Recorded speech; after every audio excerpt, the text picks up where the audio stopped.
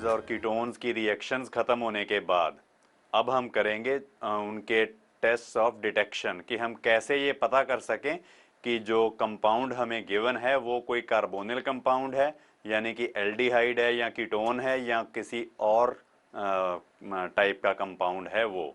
तो इसलिए आप लिख सकते हो हेडिंग भी डिटेक्शन ऑफ कार्बोनिल ग्रुप, क्योंकि जो अभी मैं आपको तरीके बताने लगा हूं इन मेथड्स को हम फॉलो करके ये पता कर सकते हैं कि जो भी कंपाउंड हमें गिवन है उसमें कार्बोनिल ग्रुप है कि नहीं, यानी कि वो कार्बोनिल कंपाउंड है कि नहीं। तो डिटेक्शन ऑफ कार्बोनिल ग्रुप, इसमें सबसे पहला पॉइंट आता है, जो पहला मेथड है ये आप लिख सकते हो कि both aldehydes and ketones form white crystalline solids with saturated solution of sodium bisulfite। तो ये हमने जब एल्डिहाइड कीटोन्स की केमिकल प्रॉपर्टीज शुरू की थी तो उनमें स्टार्टिंग में ही हमने किया था कि अगर हम इसको कार्बोनिल कंपाउंड को यानी कि एल्डिहाइड या कीटोन को सोडियम बाइसल्फाइड के सैचुरेटेड सॉल्यूशन के साथ ट्रीट करें तो हमें जो प्रोडक्ट मिलता है वाइट क्रिस्टलाइन सॉलिड होता है ये वाले कंपाउंड का, लाइक दिस। तो चाहे एल्डिहाइड हो चाहे कीटोन हो, वो वाइट क्रिस्टलाइन सॉलिड जो है वो बना देते हैं विद सोडियम बाइसल्फाइड सॉल्यूशन।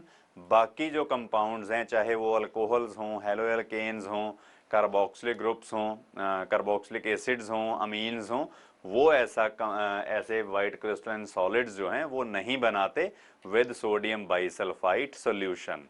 तो इस तरीके से हम ये डिटेक्ट कर सकते हैं कि ये वाला कंपाउंड जो है ये कार्बोनिल कंपाउंड है कि नहीं। तो इन रिएक्शंस में जैसे जैसे size of the alkyl group increase होता जाए वैसे वैसे जो इनका रिएक्टिविटी है वो थोड़ी डिक्रीज होती जाती है, और जो एरोमेटिक एल्डिहाइड्स और कीटोन्स होते हैं वो और स्लोली रिएक्ट करते हैं। एरोमेटिक एल्डिहाइड्स और कीटोन्स जो होते हैं वो इतनी फास्ट रिएक्शन नहीं करते, पर हाँ ये बात है कि जो जैसे एल्डिहाइड शो करते हैं ये रिएक्शन बिल्कुल वैसे ही कीटोन्स भी शो करते हैं। फिर इसके बाद सेकंड जो है test of detection, second point आप लिख सकते हो कि both aldehydes and ketones form yellow crystalline solids with, yellow to orange colour के प्रेसिपिटेट्स वगैरह बनाते हैं, येलो और orange crystalline solids with 2,4 dinitrophenyl hydrazine, 2,4 dinitrophenyl hydrazine. तो ये वाली रिएक्शन भी हमने की थी पहले जब हम रिएक्शंस कर रहे थे विद डेरिवेटिव्स ऑफ अमोनिया। तो इसलिए मैं आपको एक सिंपल एल्डिहाइड की रिएक्शन लिखकर आपको ये चीज एक्सप्लेन कर देता हूं कि एल्डिहाइड प्लस 2,4 डीएनपी या 2,4 डाइनाइट्रोफिनाइल हाइड्राजीन, तो ये कंपाउंड है फिनाइल हाइड्राजीन। इसकी सेकंड और फोर्थ पोजीशन पर नाइट्रो ग्रुप्स अगर हम फिक्स कर दें तो this will be called 2,4 dinitrophenyl hydrazine, और कॉमनली इसको 2,4 डीएनपी कहा जाता है। यहां से स्लाइटली एसिडिक मीडियम में एक वाटर मॉलिक्यूल लूज होने से जो हमें प्रोडक्ट ऑब्टेन होता है, reaction no doubt acidic medium में की जाएगी, स्लाइटली एसिडिक मीडियम में। तो जो भी कार्बोनिल कंपाउंड है, एल्डिहाइड है या कीटोन है, वो इस तरह से रिएक्शन करके एक कंडेंसेशन प्रोडक्ट बना देगा प्लस वाटर। तो ये येलो और orange. Yellow to orange colour होता है depending on the structure of the aldehyde और कीटोन और the substituents present over benzene ring. तो येलो और orange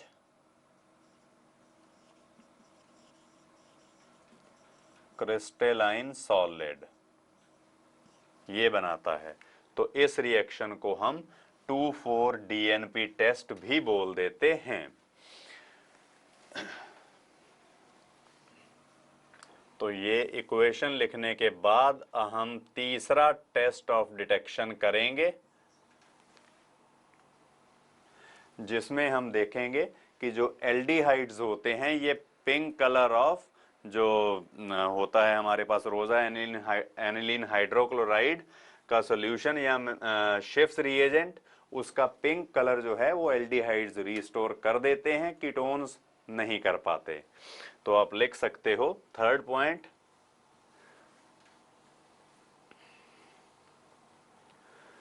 they aldehydes restore the pink color of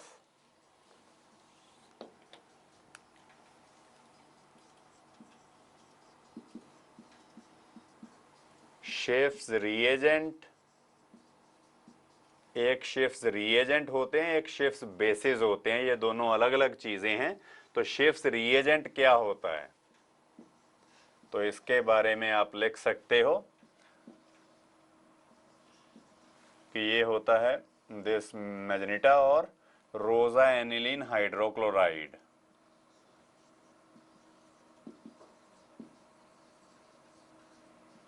रोजा एनिलीन का HCl के साथ सॉल्ट, उसको बोलेंगे रोजा एनिलीन हाइड्रोक्लोराइड। तो aldehydes restore the pink colour of Schiff's reagent which has been decolorized by passing SO2 gas through it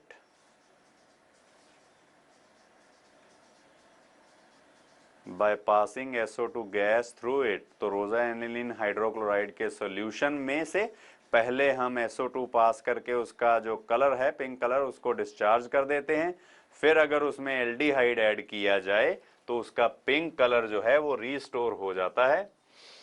तो आप लिख सकते हो treatment with aldehydes gives back the pink color, full stop। This reaction is not shown by ketones, this reaction is not shown by ketones and benzaldehyde, मतलब जो भी aromatic aldehydes होंगे वो और भी, and benzaldehyde responds to this test very slowly.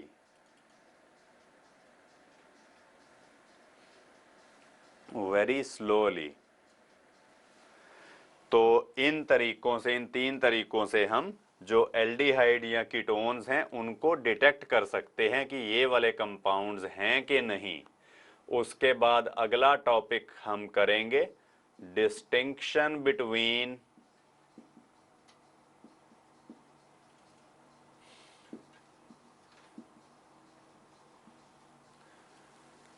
Aliphatic aldehydes and ketones.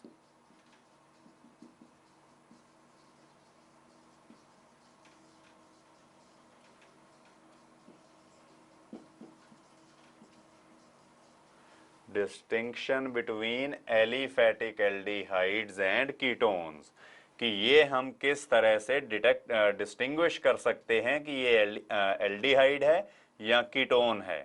तो इसके लिए हम कुछ टेस्ट करेंगे 5, जो आप एक टेबुलर फॉर्म में शो कर सकते हो।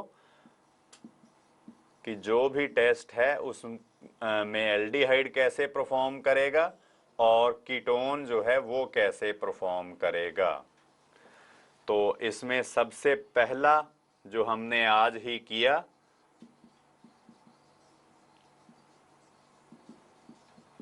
That is with chefs reagent.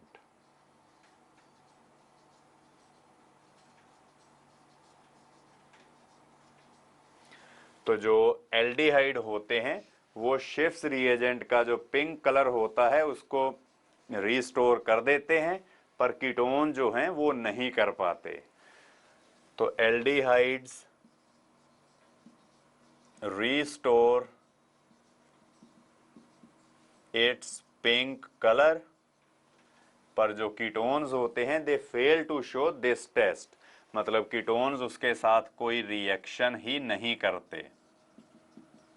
तो कीटोन्स के केस में होगा नो एक्शन। फिर दूसरा टेस्ट आप करोगे विद टॉलेंस रिएजेंट। तो टॉलेंस रिएजेंट के साथ रिएक्शन भी हमने की थी कि जब हम एल्डिहाइड्स और कीटोन्स की डिस्टिंक्शन की बातें कर रहे थे, तो जो माइल्ड ऑक्सीडाइजिंग एजेंट होते हैं लाइक टॉलेंस रिएजेंट और फेहलिंग सॉल्यूशन और बेनेडिक्ट सॉल्यूशन, वो एल्डिहाइड्स को तो ऑक्सीडाइज कर देते हैं पर कीटोन्स को नहीं कर पाते। तो टॉलेंस रिएजेंट मैंने आपको बताया था कि it is an ammoniacal solution of silver nitrate. Silver nitrate के एक्वा सॉल्यूशन में हम अमोनियम हाइड्रोक्साइड डाल के ये टॉलेंस रिएजेंट प्रिपेयर करते हैं और वो एल्डिहाइड की ऑक्सीडेशन करके कार्बोक्सिलिक एसिड बना देता है, और जो सिल्वर होता है टॉलेंस रिएजेंट में वो रिड्यूस होकर मेटालिक सिल्वर की फॉर्म में, जो भी हमारा कंटेनर है जिसमें रिएक्शन कर रहे हैं, कोई टेस्ट ट्यूब है या फ्लास्क है, तो उसकी वॉल्स के साथ स्टिक कर जाता है और फॉर्म करता है एक सिल्वर मिरर। तो तभी इस रिएक्शन को हम सिल्वर मिरर टेस्ट भी बोल देते हैं। तो जो एल्डिहाइड्स हैं दे फॉर्म सिल्वर मिरर,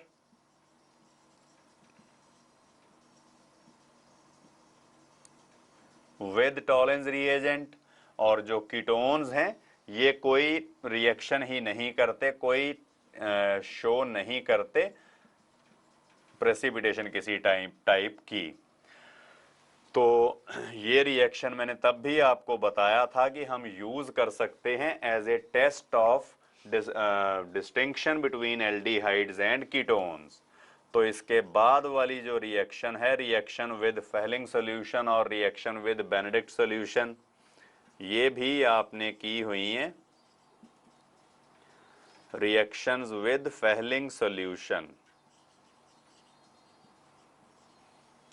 तो फेहलिंग सॉल्यूशन भी मैंने आपको बताया था कि किस तरह से प्रिपेयर होता है। That is ammoniacal solution of copper sulphate containing some sodium potassium tartrate.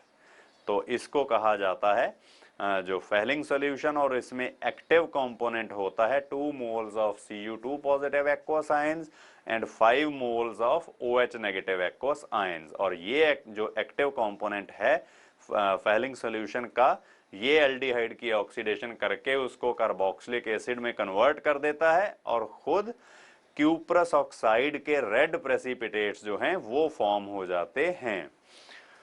तो जो एल्डिहाइड्स होते हैं ये ऑक्सीडेशन कर देते हैं और ऑक्सीडाइज हो जाते हैं, यानी कि फेहलिंग सॉल्यूशन को रिड्यूस कर देते हैं। तो they give red precipitates of cuprous oxide, और जो कीटोन्स होते हैं दे शो नो रिएक्शन। तो here we can write no action. फिर इसके बाद फोर्थ जो है टेस्ट ऑफ डिस्टिंक्शन, इसको हम स्टडी कर सकते हैं एज ऑक्सीडेशन। ऑक्सीडेशन और रिडक्शन हमने एल्डिहाइड्स और कीटोन्स की स्टडी की थी कि aldehydes are readily oxidise to carboxylic acids, और जितने कार्बन एटम्स होते हैं पेरेंट एल्डिहाइड में बिल्कुल उतने ही होते हैं जो उससे कार्बोक्सिलिक एसिड बनेगा। तो दो तरीके से डिस्टिंक्शन होती है, एक तो ये कि एल्डिहाइड जो हैं वो बड़ी इजीली ऑक्सीडाइज हो जाते हैं इनटू कार्बोक्सिलिक एसिड्स, और दूसरी बात कि जितने कार्बन एटम्स एल्डिहाइड में होते हैं बिल्कुल उतने ही कार्बोक्सिलिक एसिड में भी होते हैं। जबकि कीटोन जो है इसको अगर ऑक्सीडाइज करना हो तो कार्बन कार्बन बॉन्ड ब्रेक करना होता है, इसलिए कीटोन जो है that is oxidised under drastic conditions only, that is at very high temperature, high pressure और in the presence of catalyst also, तब जाके कीटोन की ऑक्सीडेशन होती है। और जब ऑक्सीडेशन हो भी जाए तब भी जो कार्बोक्सिलिक एसिड बनता है उसमें number of carbon atoms come होते हैं थोड़े, ठीक है जी। तो इसलिए आप लिख सकते हो एल्डिहाइड में कि these are readily oxidised to carboxylic acids, these are readily oxidized to carboxylic acids containing same number of carbon atoms, containing same number of carbon atoms। और जो कीटोन्स होते हैं वो इतनी इजीली ऑक्सीडाइज नहीं होते, इनकी ऑक्सीडेशन हम करते हैं अंडर ड्रास्टिक कंडीशंस ओनली। तो आप कीटोन्स में लिख सकते हो ketones are oxidized to carboxylic acids under drastic conditions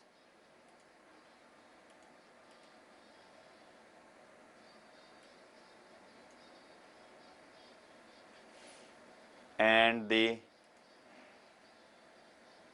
carboxylic acids so obtained also have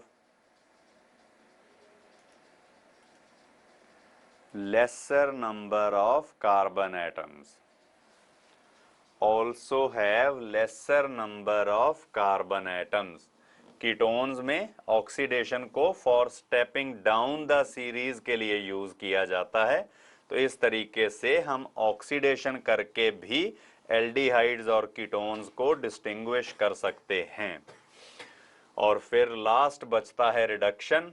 reduction की बात, तो जो एल्डिहाइड्स होते हैं उनकी रिडक्शन की जाए तो प्राइमरी अल्कोहल्स फॉर्म होती हैं, और अगर हम कीटोन की रिडक्शन करें तो सेकेंडरी अल्कोहल्स जो हैं वो फॉर्म होती हैं। तो आप फिफ्थ पॉइंट लिख सकते हो, upon reduction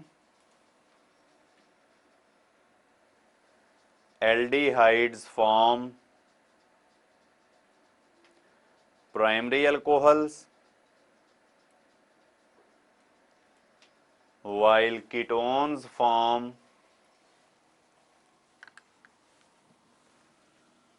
secondary alcohols, while ketones form secondary alcohols। तो इन तरीकों से हम एल्डिहाइड्स और कीटोन्स को डिस्टिंग्विश कर सकते हैं। तो हमने यहाँ पर अभी पहले टेस्ट ऑफ डिटेक्शन देखे कि कैसे कि कोई जो भी हमारे पास कंपाउंड गिवन है वो एल्डिहाइड या कीटोन है कि नहीं, और फिर अगर वो एल्डिहाइड या कीटोन है यानी कि कार्बोनिल कंपाउंड है तो एल्डिहाइड है या कीटोन है ये भी देख सकते हैं हम कुछ इन टेस्ट की हेल्प से।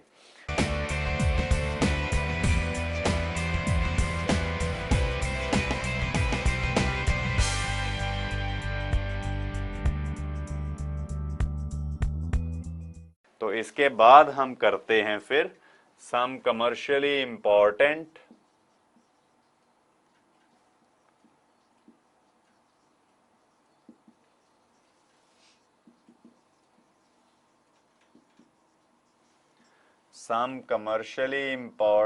carbonyl compounds।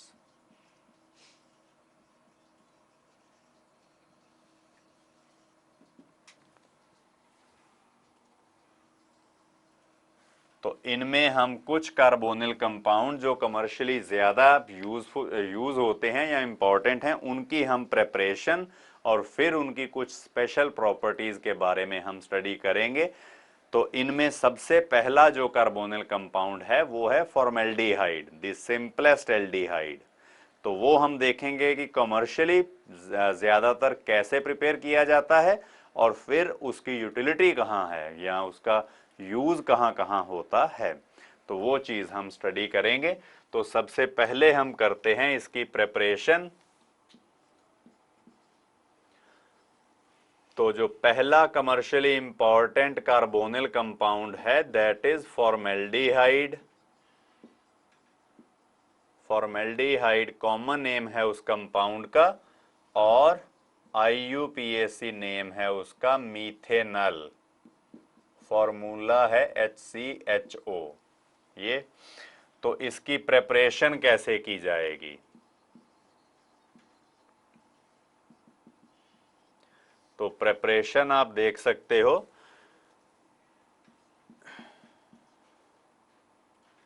कि हम लेंगे मीथेन और उसमें डालेंगे वाटर और in the presence of molybdenum oxide और इसको करेंगे हीट मिक्सचर को। तो तब हमें मिलेगा एक फॉर्मेल्डिहाइड प्लस वाटर। तो इस तरीके से हमें जो एल्डिहाइड है वो ऑब्टेन हो जाएगा, फॉर्मेल्डिहाइड। तो सिंपल वे में हम मीथेन प्लस ऑक्सीजन की ऑक्सीडेशन करेंगे इन the presence of molybdenum oxide, तो फॉर्मेल्डिहाइड जो है वो हमें मिलेगा। तो फिर इसके बाद जो फॉर्मेल्डिहाइड है इसकी यूटिलिटी कहाँ है, कहाँ कहाँ ये यूज होता है? बेसिकली इसके दो मेन यूजेस हैं, तो आप लिख सकते हो uses. Number 1, it is used in the preparation of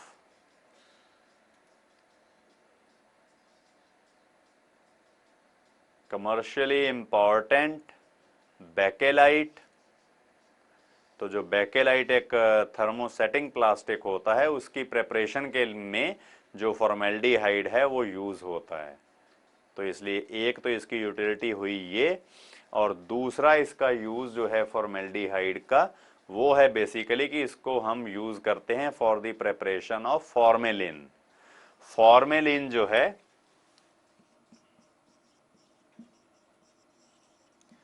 ये एक about 40% aqueous solution of formaldehyde होता है, जिसमें बाकी जो है वो थोड़ी बेंजीन वगैरह भी ऐड की जाती है। तो 40% एक्वस सोल्यूशन ऑफ फॉर्मेलिन इसको बोला, फॉर्मेल्डिहाइड इसको बोलते हैं हम फॉर्मेलिन, और इसको यूज किया जाता है एज इंसेक्टिसाइड और एज ए प्रिजर्वेटिव। तो जो बायोलॉजिकल स्पेसिमेंस होते हैं उनको प्रिजर्व करने के लिए ये फॉर्मेलिन को यूज किया जाता है। जो आपके स्कूल्स में भी जो बायोलॉजी की लैब्स होंगी वहाँ पर जो कुछ होते हैं लाइफ फॉर्म्स या जीव होते हैं, जैसे कुछ फिशेस होती हैं या फ्रॉग्स वगैरह, उनको प्रिजर्व करके रखा जाता है उनकी बॉडीज को। तो अगर फॉर्मेलिन में उनको डिप करके रखें तो उनकी जो बायोलॉजिकल डिकम्पोजिशन होनी होती है वो बहुत ज़्यादा स्लो हो जाती है, तो वो इतनी जल्दी डिकम्पोज नहीं होते। तो कई महीनों तक हम उनको ऐसे रख सकते हैं या रादर कई साल तक भी ऐसे रख लेते हैं। जब किसी भी बायोलॉजिकल स्पेसिमेन जो है जिसको प्रिजर्व करना था उसको हम प्रिजर्व करके रखें इन फॉर्मेलिन। तो इस तरीके से फॉर्मेल्डिहाइड के जो यूजेस हैं दो हैं बेसिकली ज़्यादा इम्पॉर्टेंट। एक तो है ये फॉर्मेलिन की प्रेपरेशन ही कि जहाँ जो हम as a biological preservative use करते हैं, और दूसरा इसका यूज़ है मेन कि इसको यूज़ किया जाता है for the preparation of bakelite. तो इसके साथ प्रेपरेशन ख़त्म होती है फॉर्मेल्डिहाइड की, तो हम करते हैं इसकी प्रॉपर्टीज। तो इसके बाद आएंगी इसकी प्रॉपर्टीज, जिसमें आप ए पार्ट लिख सकते हो सबसे पहले कि when aqueous solution of formaldehyde, when aqueous solution of formaldehyde is evaporated to dryness, is evaporated to dryness, we get paraformaldehyde. We get पैराफॉर्मेल्डिहाइड। पैराफॉर्मेल्डिहाइड इस कंपाउंड को कहा जाता है जिसमें काफी सारे फॉर्मेल्डिहाइड के मॉलिक्यूल जो हैं वो एक दूसरे के साथ कंबाइन होकर एक पॉलीमर जैसा बना देते हैं। तो इस जो कंपाउंड पैराफॉर्मेल्डिहाइड बना, इसमें N की वैल्यू 6 से लेकर 50 तक हो जाती है। तो ऐसे कंपाउंड को हम बोलते हैं पैराफॉर्मेल्डिहाइड। और फिर इसके बाद जो सेकंड इसकी रिएक्शन आप करोगे वो लिख सकते हो B part.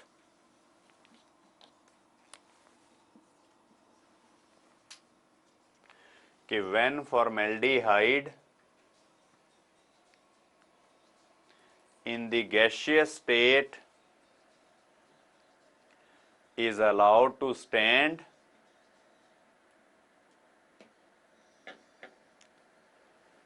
three molecules of formaldehyde polymerize to form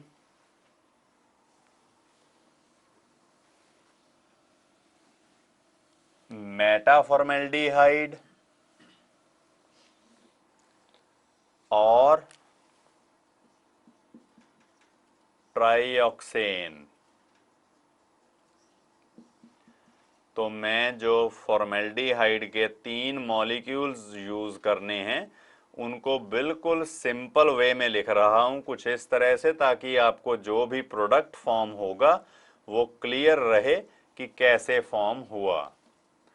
तो गैसियस स्टेट में जब इसको रखा जाता है ऐसे ही, तब ये पॉलीमराइजेशन शो करता है।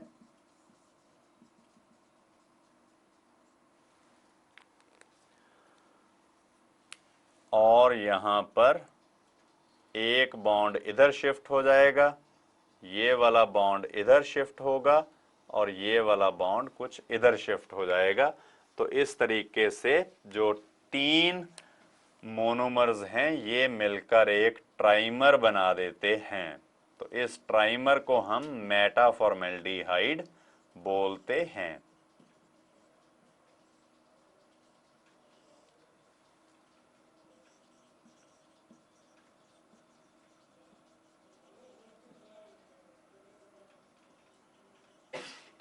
मेटाफॉर्मेल्डिहाइड और ट्राइऑक्सेन।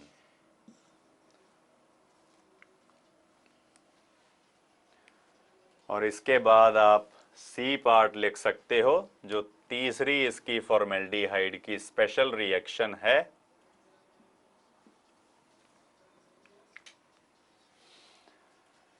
when treated with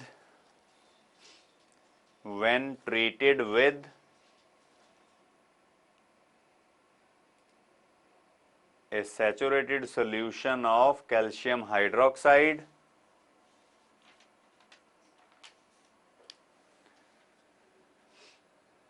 or lime water, 6 molecules of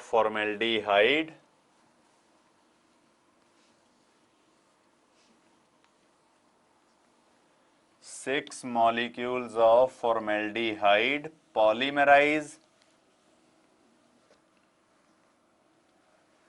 to form formose,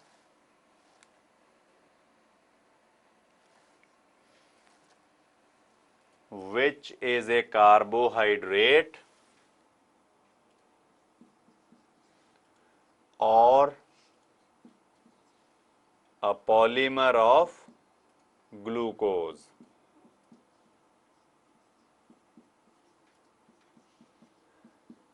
तो यहाँ पर 6 मॉलिक्यूल जो हैं फॉर्मेल्डिहाइड के वो पॉलीमराइज होंगे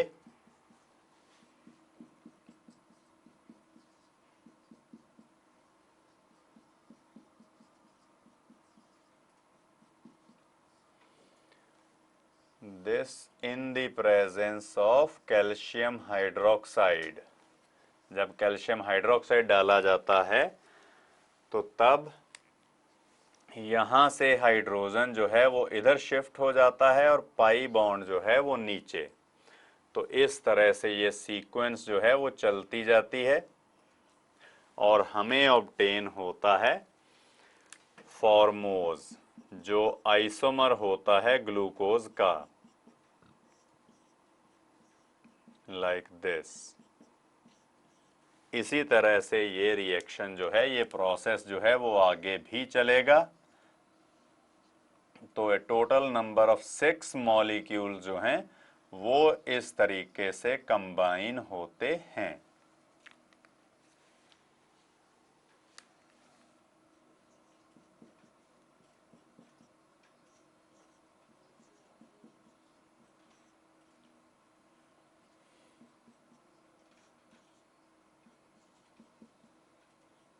और जो लास्ट है वहां पर तो एल्डिहाइड ग्रुप ही एज सच बच जाता है।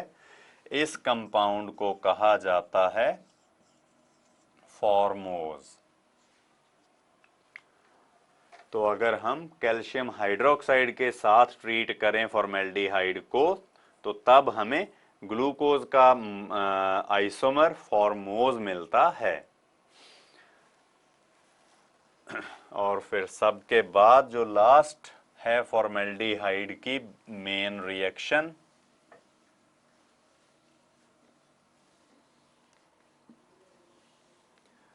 तो ये आप लिख सकते हो D part.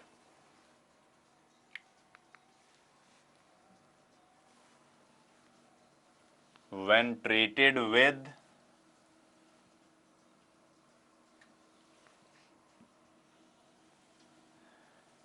aqueous solution of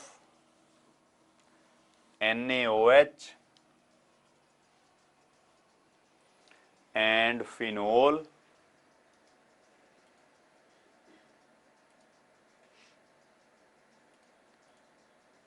formaldehyde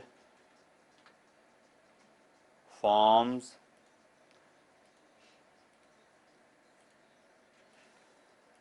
bakelite, जो पॉलीमर होता है, जो ब्लैक कलर के स्विचेस हुआ करते थे थोड़ा टाइम पहले। तो आज से वी कैन से कि 10-20 साल पहले जो काले रंग के स्विचेस होते थे वो बेकेलाइट के बने होते थे। तो ये बेकेलाइट बनता है फॉर्मेल्डिहाइड से। तो इसमें फॉर्मेल्डिहाइड और फिनोल को हम एक्वा सोल्यूशन ऑफ NaOH के साथ ट्रीट करवाते हैं और तब हमें जो वो ब्लैक कलर्ड सब्सटेंस बेकेलाइट जो है वो ऑब्टेन होता है। और फिर इसके बाद और इसके जो फॉर्मेल्डिहाइड के यूजेस हैं आप लिख सकते हो कि व्हेन मिक्स्ड विद लैक्टोज, ये भी एक कार्बोहाइड्रेट होता है, formamint is formed when mixed with lactose,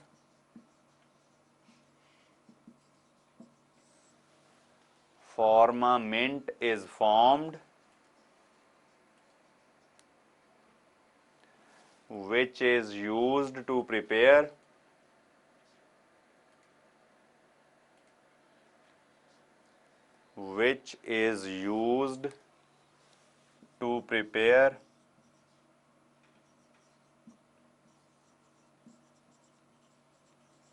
throat lozenge, which is used to prepare throat lozenge।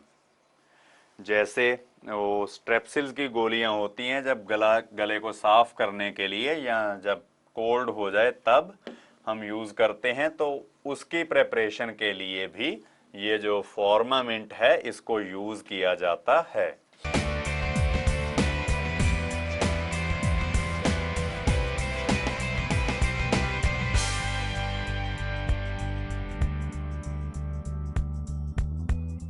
Formaldehyde के बाद जो next commercially important carbonyl compound है वो आएगा एसिटल्डिहाइड। एसिटल्डिहाइड और इथेनॉल आप लिख सकते हो।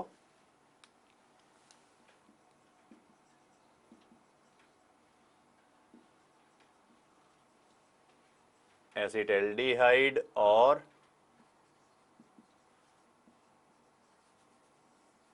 इथेनॉल।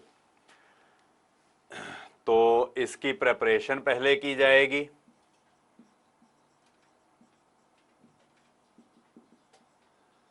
प्रिपरेशन अब इसकी करने के लिए हम करेंगे दो तरीके। सबसे पहला मेथड है bye hydration of acetylene. Bye hydration of acetylene. ये मेथड जो हैं, जो भी हम कर रहे हैं, ये आपने पहले किए हुए हैं, जस्ट उन्हीं को ही हम दोबारा से रिवाइज हो जाएंगे इस तरीके से कि जब हम एसिटिलीन में वाटर ऐड करें इन the presence of concentrated H2SO4, कोई बहुत ज़्यादा कंसेंट्रेटेड नहीं लेते, करीब 40% के करीब लेते हैं concentrated, and also in the presence of mercuric sulphate, क्योंकि जो मर्क्यूरिक आयंस होते हैं they restrict the addition of water to a single molecule only. तब सिर्फ एक वाटर मॉलिक्यूल जो है वो एड अप होता है। तो अगर थोड़े ज़्यादा सिंपल वे में हमें लिखना हो तो इस तरीके से लिख लेंगे कि एक तरफ जाएगा H और दूसरी तरफ जाएगा OH। जैसे हमने पहले देखा है कि एल्कीन्स में इलेक्ट्रोफिलिक एडिशन रिएक्शन जो है वो होती हैं। तो फिर अब ये जो कंपाउंड बना है, इसमें आप देख सकते हो कि जिस कार्बन के साथ डबल बॉन्ड बना हुआ है, जिस कार्बन का इन, और उसी के साथ ही OH ग्रुप लगा है, अल्कोहलिक ग्रुप, जिसके लिए सफिक्स हम यूज करते हैं ओल। तो it is an enol form. और हमने ये भी पढ़ा है कीटो इनोल टॉटोमेरिज्म, उसमें हम स्टडी करते हैं कि कीटो फॉर्म क्योंकि इनोल फॉर्म के कॉरस्पॉन्डिंगली ज्यादा स्टेबल होती है, इसलिए इट इज रेडिली फॉर्म्ड। तो जो ये हमारे पास इनोल फॉर्म थी, ये कन्वर्ट हो जाती है इनटू एक कॉरस्पॉन्डिंग कीटो फॉर्म, यानी कि इथेनॉल और एसिटल्डिहाइड, जो हम प्रिपेयर करना चाहते थे। तो इस तरीके से हमने देखा कि एक मेथड तो है कि हाइड्रेशन ऑफ एसिटिलीन कर लें हम, तो उससे हम प्रिपेयर कर सकते हैं एसिटल्डिहाइड को। फिर दूसरा तरीका होता है बाय वेकर्स प्रोसेस, और वेकर्स प्रोसेस भी हमने पूरी डिटेल में डिस्कस किया था जब हम methods of preparation of aldehydes ketones कर रहे थे। तो वेकर्स प्रोसेस जो है ये एल्कीन्स की हाइड्रेशन में यूज होता है कि जब हम उसमें वाटर मॉलिक्यूल की एडिशन करवाते हैं एल्कीन्स में। तो यहां पर भी हम सिंपल एल्कीन लेंगे, सिंपलेस्ट एल्कीन यानी कि इथिलीन। तो इथिलीन में जब हम aqueous solution of palladium dichloride add करते हैं इन the presence of cupric chloride, जो कॉपर की हायर ऑक्सीडेशन स्टेट वाला क्लोराइड होता है वो, तो यहां पर जो इथिलीन मॉलिक्यूल है इसकी ऑक्सीडेशन होकर हमें ऑब्टेन हो जाता है एसिटल्डिहाइड, और जो PdCl2 है इसकी रिडक्शन हो जाती है और ये कन्वर्ट हो जाता है इनटू पैलेडियम, और साथ में 2 मोल HCl भी फॉर्म हो जाता है। तो ये हमने देखा था कि डिफरेंट स्टेप्स में रिएक्शन होती है, कि जैसे पहले स्टेप में ये PdCl2 कंज्यूम हो गया, फिर उसके बाद सेकंड स्टेप होता है कि जो पैलेडियम है ये CuCl2 के साथ रिएक्शन करके दोबारा से PdCl2 तो बन जाता है, पर जो क्यूप्रिक क्लोराइड है वो क्यूप्रस क्लोराइड में कन्वर्ट हो जाता है। फिर क्यूप्रस क्लोराइड को ऑक्सीडाइज करना होता है इनटू क्यूप्रिक क्लोराइड, तो तब O2 और ये साथ में HCl जो प्रोड्यूस हुआ ये यूज होकर CuCl2 की भी रीजनरेशन जो है वो कर देता है। तो इस तरीके से वेकर्स प्रोसेस जो है ये हम कई एल्डिहाइड्स या कीटोन्स की प्रिपरेशन के लिए यूज कर सकते हैं। एल्डिहाइड्स में तो बेसिकली एसिटल्डिहाइड ही ज्यादातर प्रिपेयर किया जाता है। इसमें तो मेथड ऑफ प्रिपरेशन के बाद अब हम स्टडी करेंगे इसकी properties,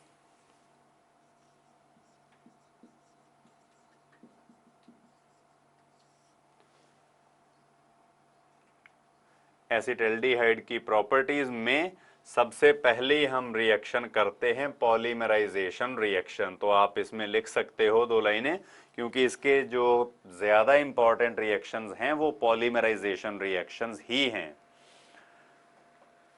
under different acidic conditions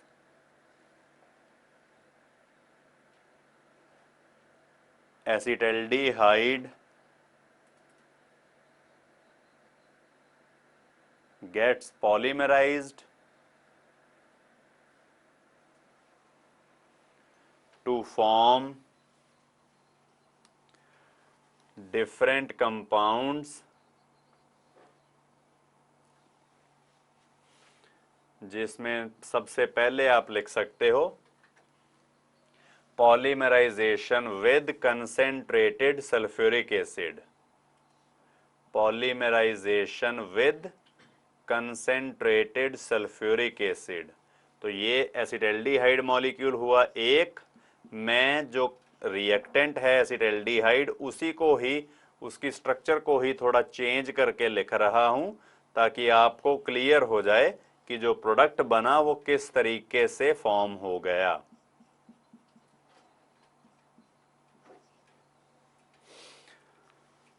तो अगर हम इसमें ऐड करें कंसेंट्रेटेड H2SO4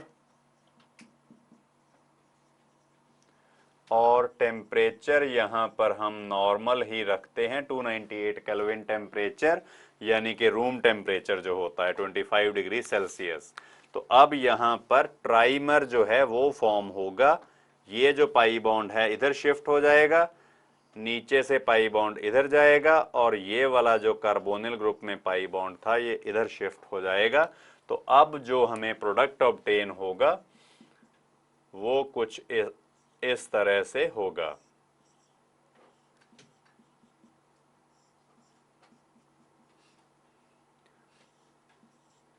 तो इस तरह से हमें एक साइक्लिक हेक्सागोनल स्ट्रक्चर जो है वो मिलती है।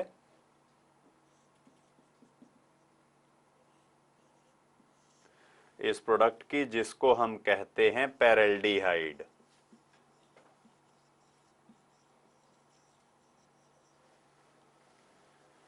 तो जो पैरेल्डिहाइड है it is a sleep inducing और हिप्नोटिक ड्रग। तो आप इसके साथ लिख भी सकते हो कि it is a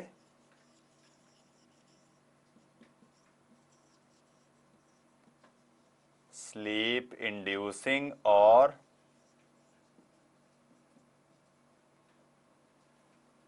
hypnotic drug, जो पैरेल्डिहाइड है। तो अगर कंसेंट्रेटेड H2SO4 के साथ इसकी पॉलीमराइजेशन करवाई जाए तो 3 मॉलिक्यूल एसिटाल्डिहाइड के पॉलीमराइज होकर एक ट्राइमर बनाते हैं जिसको पैरेल्डिहाइड बोला जाता है, और ये एक स्लीप इंड्यूसिंग या हिप्नोटिक ड्रग होती है। और अब इसके बाद अगर पॉलीमराइजेशन की जाए विद ड्राई HCl गैस और concentrated H2SO4 but at a lower temperature at 0 degree Celsius, तब हमारे पास जो 4 मॉलिक्यूल हैं एसिटाल्डिहाइड के वो पॉलीमराइज होकर मेटाल्डिहाइड बना देते हैं। तो आप लिख सकते हो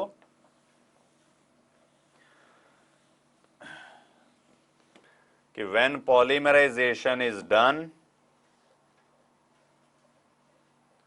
with the help of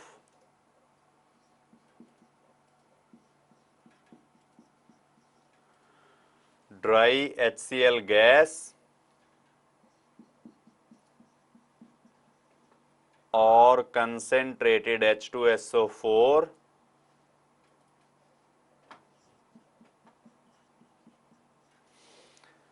at 0 degree Celsius,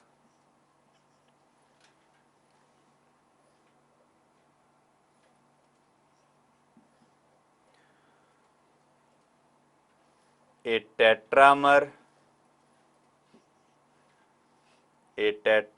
is formed which is used as a solid fuel। इसको आप सीधे सीधे भी 4 molecules of acetaldehyde लिख सकते हो, और ये पॉलीमराइजेशन हम कर रहे हैं ड्राई HCl गैस की प्रेजेंस में या कंसेंट्रेटेड H2SO4 की प्रेजेंस में, और टेम्परेचर स्ट्रिक्टली 273 केल्विन यानी कि 0 डिग्री सेल्सियस यहाँ पर टेम्परेचर रखना होगा। तो अब जो टेट्रामर बनेगा उसको बोला जाएगा मेटल्डिहाइड, जिसे यूज किया जाता है एज ए सॉलिड फ्यूल।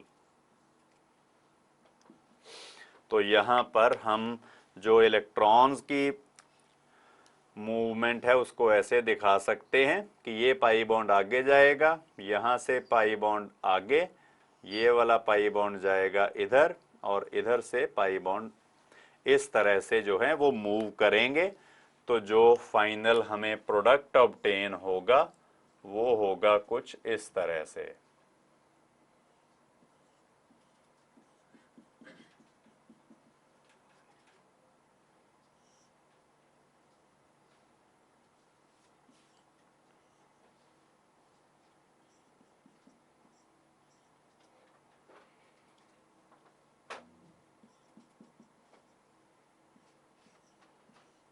तो ये एक टेट्रामर बना जिसको कहा जाता है मेटल्डिहाइड, और इसको यूज किया जाता है एज ए सॉलिड फ्यूल।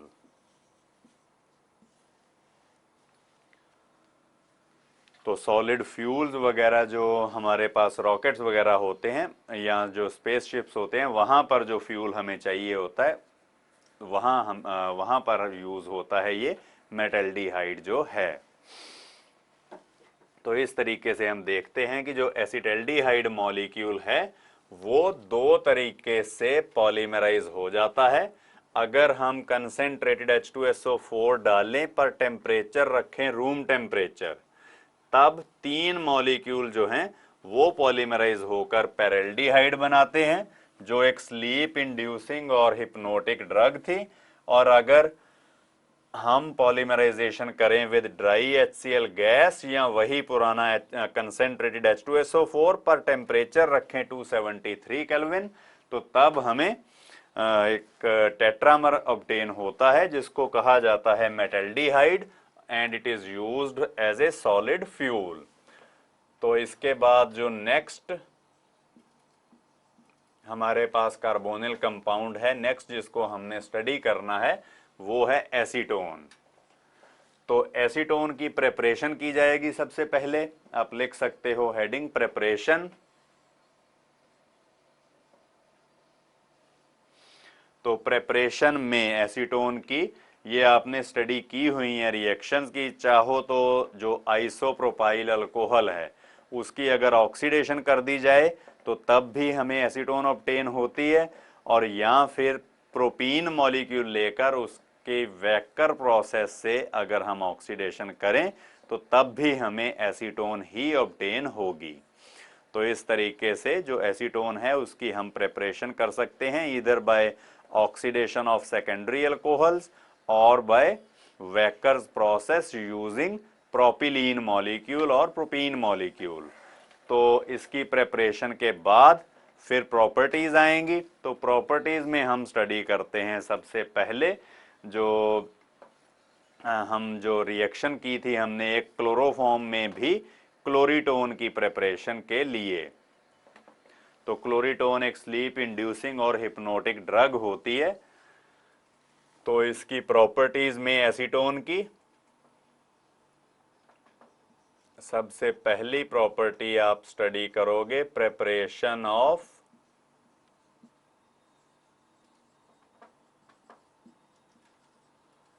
क्लोरीटोन। तो ये क्लोरीटोन जो है ये कैसे प्रिपेयर की जाती है, ये भी हमने जब पॉली हेलोजन डेरिवेटिव्स किए थे halo alkanes and halo arenes chapter में, तब हमने स्टडी किया था कि अगर हम क्लोरोफॉर्म ऐड करें इनटू एसीटोन, क्लोरोफॉर्म और एसीटोन जो हैं ये कंडेंस हो जाते हैं टुगेदर टू फॉर्म क्लोरीटोन, और इसमें हम ऐड करें अगर क्लोरोफॉर्म, तो क्लोरोफॉर्म के बारे में मैंने बताया था आपको कि एक कार्बन के साथ तीन तीन इलेक्ट्रोनेगेटिव क्लोरीन एटम्स लगे होते हैं, जो तीनों एटम्स इस कार्बन से शेयर्ड इलेक्ट्रॉन पेयर्स को अपनी तरफ खींचते हैं। तो जो कार्बन हाईली इलेक्ट्रॉन डेफिशिएंट हो जाने के कारण फिर हाइड्रोजन से काफी ज्यादा स्ट्रांगली इलेक्ट्रॉन्स को अपनी तरफ डिस्प्लेस करेगी, तो हाइड्रोजन के ऊपर पार्शियल पॉजिटिव चार्ज इतना ज्यादा हो जाता है कि क्लोरोफॉर्म से हाइड्रोजन को in the form of H positive ion भी लूज करवाया जा सकता है। तो यहां से H पॉजिटिव निकलेगा तो ये जाएगा ऑक्सीजन के ऊपर, जिसके ऊपर दो दो लोन पेयर्स ऑफ इलेक्ट्रॉन्स भी अवेलेबल हैं, तो पाई इलेक्ट्रॉन्स भी आ जाएंगे ऑक्सीजन के ऊपर। तो जो हमें ऑब्टेन होगा प्रोडक्ट वो कुछ इस तरह से दिखाई देगा। एक लग गया OH ग्रुप, फिर इस कार्बन के ऊपर आ जाएगा पॉजिटिव चार्ज, तो इसके साथ ये CCl3 नेगेटिव जाके अटैच हो जाएगा। तो ये जो कंपाउंड हमें ऑब्टेन हुआ इसको कहा जाता है क्लोरीटोन।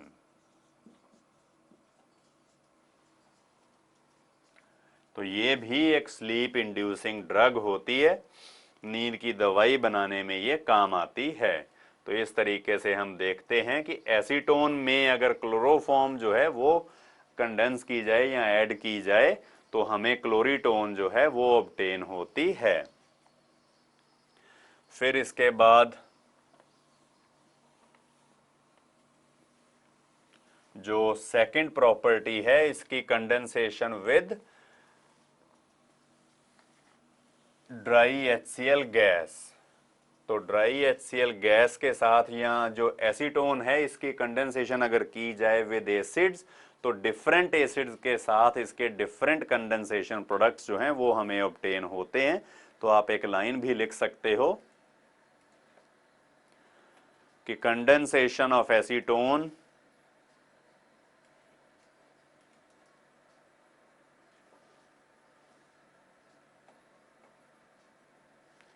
with different acids yields many different compounds,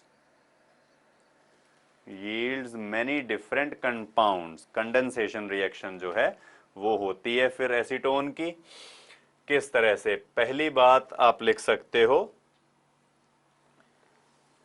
कि when acetone is distilled with dry HCl gas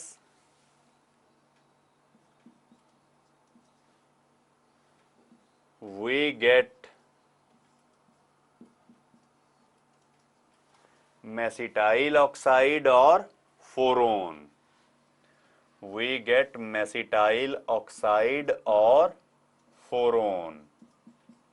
अब ये जो दो कंपाउंड्स के नाम मैंने बोले ये किस तरह से बनेंगे, ये मैंने दो एसीटोन मॉलिक्यूल्स लिख लिए, एक CH3 ग्रुप का H2 अलग करके लिखा क्योंकि यहां से हम एक वाटर मॉलिक्यूल को लूज करवाएंगे जब इसको ट्रीट किया जाएगा विद HCl गैशियस।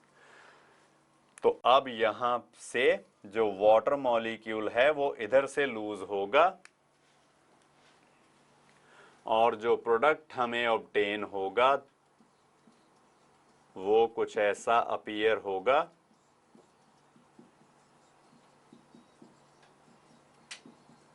ये अब इस कंपाउंड को कहा जाता है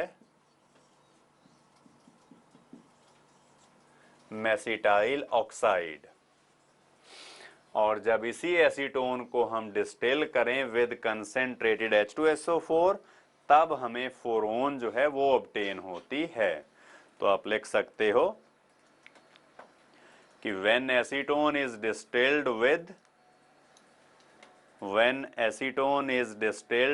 फोरोन distilled with concentrated H2SO4, when acetone is distilled with concentrated H2SO4 we obtain फोरोन।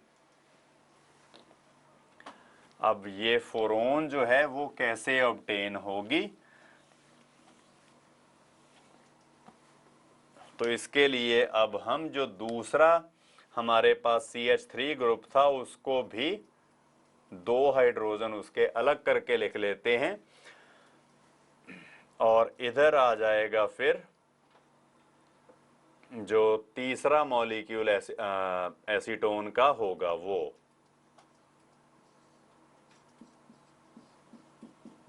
तो अब 3 मॉलिक्यूल जो एसीटोन के हैं वो यूटिलाइज होंगे रिएक्शन में। रिएक्शन अब की जाएगी इन the presence of concentrated H2SO4। Concentrated H2SO4 की प्रेजेंस में इसकी जब इसको डिस्टिल किया जाता है, आप साथ में डिस्टिलेशन भी लिख सकते हो, तो इस केस में हमें जो कंपाउंड ऑब्टेन होगा उस कंपाउंड को कहा जाता है फोरोन। यहां पे इस कार्बन और इस कार्बन में बनेगा डबल बॉन्ड, उसके आगे कार्बोनिल ग्रुप, और फिर इधर से एक और वाटर मॉलिक्यूल जो है वो लूज होगा। तो C डबल बॉन्ड O के बाद कार्बोनिल ग्रुप के बाद है CH, इसका डबल बॉन्ड होगा विद दिस कार्बन। तो अब जो हमें प्रोडक्ट ऑब्टेन हुआ लाइक दिस, इसी कंपाउंड को कहा जाता है फोरोन। तो इस तरीके से हम देखते हैं कि जो एसीटोन है इसकी अगर की जाए डिस्टिलेशन या कंडेंसेशन विद डिफरेंट एसिड्स, तो हमें डिफरेंट जो प्रोडक्ट्स हैं वो ऑब्टेन होते हैं।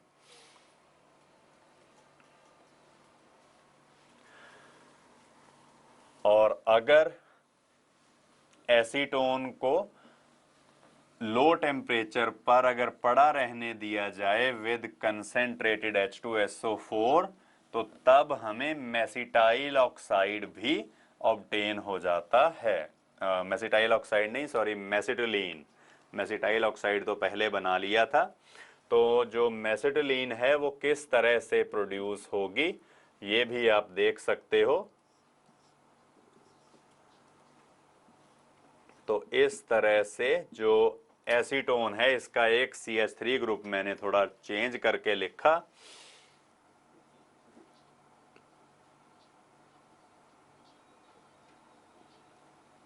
तो यहां पर आएगा फिर दूसरा एसीटोन मॉलिक्यूल।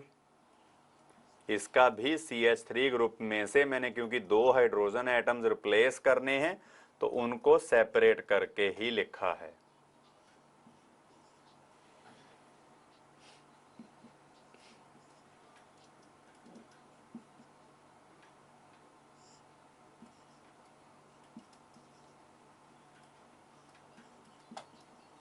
ये 3, 1, 2 और 3 एसीटोन के जो मॉलिक्यूल्स हैं, अगर इनको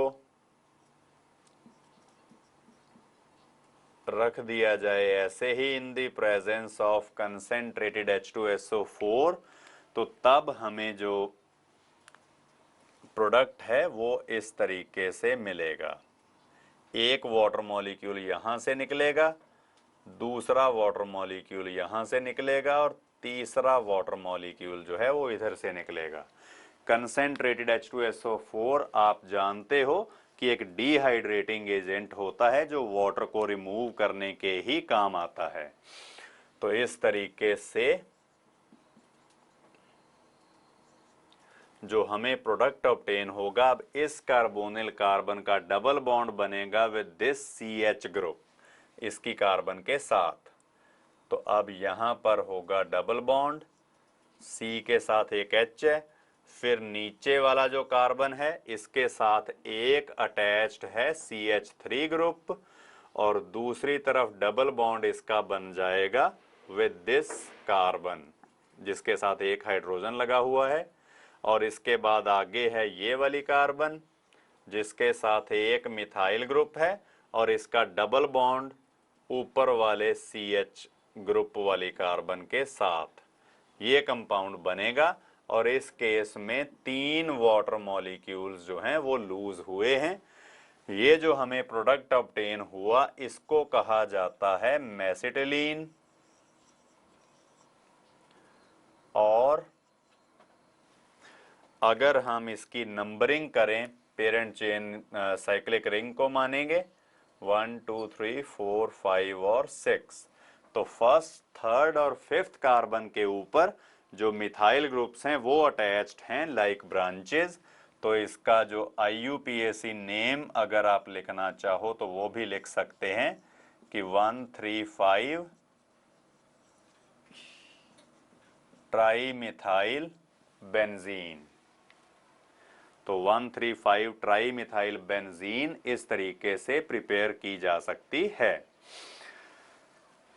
तो इन रिएक्शंस में हमने अब देखा कि जो एसीटोन है उसकी प्रेपरेशन जो है वो किस तरह से, प्रेपरेशन नहीं, वो किस तरह से जो उसकी प्रॉपर्टीज हैं उनको यूटिलाइज करके हम डिफरेंट यूजफुल कंपाउंड्स जो हैं वो बना लेते हैं। एसीटोन की अगर डिफरेंट एसिडिक कंडीशंस में कंडेंसेशन रिएक्शंस की जाएं तो हमने देखा कि कितने सारे जो प्रोडक्ट्स हैं वो हमें ऑब्टेन हुए थे। मेसिटाइल ऑक्साइड मिला, फिर फोरोन मिला, फिर मेसिटिलीन भी ऑब्टेन हो गई। तो इन तरीकों में हमने देखा कि जो हमारे पास डिफरेंट कार्बोनिल कंपाउंड्स हैं वो डिफरेंट कंडीशंस में कई तरह के कंपाउंड्स बनाते हैं जो हमारे लिए उनकी डिफरेंट यूटिलिटी भी होती है। तो अलग अलग जगह पर ये ऐसे कंपाउंड जो हैं ये यूज होते हैं। तो कमर्शियली जो इम्पोर्टेंट कार्बोनिल कंपाउंड्स हैं ये बात थी सारी उनकी। तो इसके साथ जो एल्डिहाइड्स एंड कीटोन्स चैप्टर है वो पूरा ख़त्म होता है। पूरा डिटेल में हमने इसको डिस्कस किया। तो इसके बाद जो है वो हम इसकी असाइनमेंट डिस्कस करेंगे। तो इसलिए असाइनमेंट जो है वो आपकी पूरी सॉल्व होनी चाहिए। तो उसके जितने भी क्वेश्चंस अभी तक रह गए हैं आपके सॉल्व करने वाले, तो ये एक्सपेक्टेशन रखना चाहूँगा मैं कि नेक्स्ट जो आपकी क्लास है उस टाइम तक आप वो क्वेश्चंस भी सॉल्व करके लाओगे। क्योंकि जो ऑब्जेक्टिव क्वेश्चंस हैं इसके लिए कोई वो जादू मंत्र टाइप तो चीज़ होती नहीं है कि हाँ ये असाइनमेंट पढ़ ली तो ये सॉल्व हो जाएगी और जो कंपटीशन में आप अच्छे तरीके से ऑब्जेक्टिव क्वेश्चन जो हैं वो सॉल्व कर पाओगे। जो ऑब्जेक्टिव क्वेश्चन सॉल्व करने होते हैं वो सीखा जाता है बाय प्रैक्टिस ओनली, कि जब हमें प्रैक्टिस होगी कि कौन सी टेक्निक्स हम यूज़ करके जो ऑब्जेक्टिव क्वेश्चंस हैं उनको सॉल्व करें, तो तभी बिल्कुल प्रॉपर वे में हम जो कंपटीशंस हैं जहां पर ऑब्जेक्टिव ही क्वेश्चंस पूछे जाते हैं वो सॉल्व कर पाएंगे।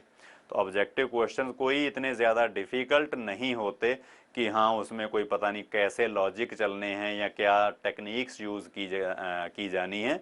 पर्टिकुलरली केमिस्ट्री में या ऑर्गेनिक केमिस्ट्री में तो बेसिकली बिल्कुल सिंपल कॉन्सेप्चुअल क्वेश्चंस होते हैं कि जो हम अगर हमें सारे कॉन्सेप्ट पता हैं और रिएक्शंस थोड़ी बहुत ऑर्गेनिक में हम लिखनी जानते हैं तो वो ऑब्जेक्टिव क्वेश्चन जो हैं वो हम बिल्कुल इजीली बड़ी कंफर्टेबली कर सकते हैं।